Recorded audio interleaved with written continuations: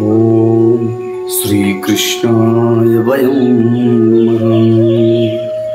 वसुदेवसुतं देवं कंसचाणूरमर्दनं देवकी परमानन्दं कृष्णं वन्दे जगद्गुरुम्। एक प्रश्न बहुत आता है कि सत्यनारायण व्रत कथा क्यों करवाएं या क्यों करवाई जाती है। सत्यनारायण व्रत कथा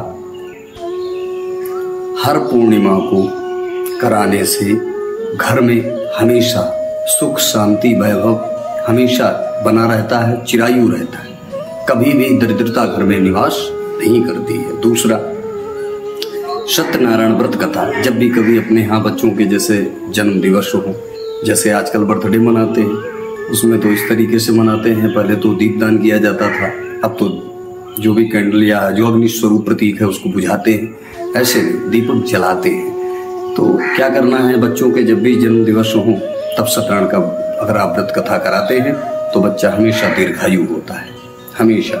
दूसरा, प्रतिष्ठान, दुकान, कंपनी, जो भी जहाँ पर भी आपका व्यापार चलता हो, वहाँ अगर आप सत्यनारायण व्रत कथा कराते हैं तो हमेशा उन्नति के मार्ग प्रशस्त रहते हैं, हमेशा उन्नति के मार्ग खुलते हैं और धन वैभव निरंतर बढ़ता ही रहता है।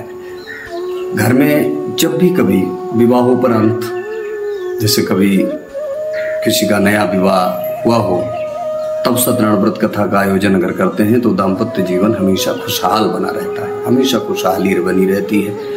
अगर कोई भी कार्य लंबे समय से लंबित हो, नहीं हो पा रहा हो, चाहे वो आपका केस हो, कचहरी हो, कोर्ट मुकदमा, कुछ भी अधिक समय तक, जैसे रोग ही रुक जाता है घर में, अगर अधिक समय तक कोई भी चीज रुक जाए जहाँ से जो अनिष्टकारी हो, आपके लिए बाधक हो, बाधा बन रही हो, तब सत्यनारायण व्रत कथा संकल्प के साथ आप कराएं और देखिए कार्य सिद्धि के रास्ते खुल जाएंगे, बहुत शीघ्र कार्य संपन्न हो जाएगा।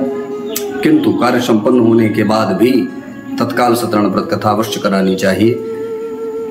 इसके बाद जैसे शादी की वर्षगांठ वगैरह होती है ना, हैप्पी एनिवर्सरी मनाते हैं।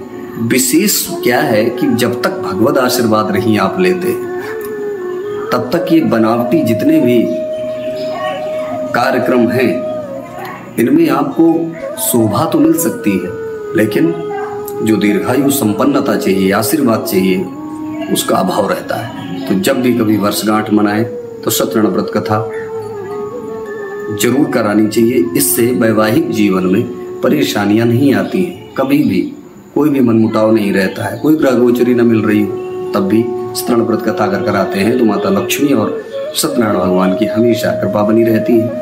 और विशेष पवित्रता और शुद्धता की बात आती है तो घर में कभी भी सूतक पातक अगर हो जाता है, इसके बाद सत्यनारायण व्रत कथा अगर आप कराते हैं तो घर में शुद्धि और पवित्रता हमेशा नित्य निवास करती है।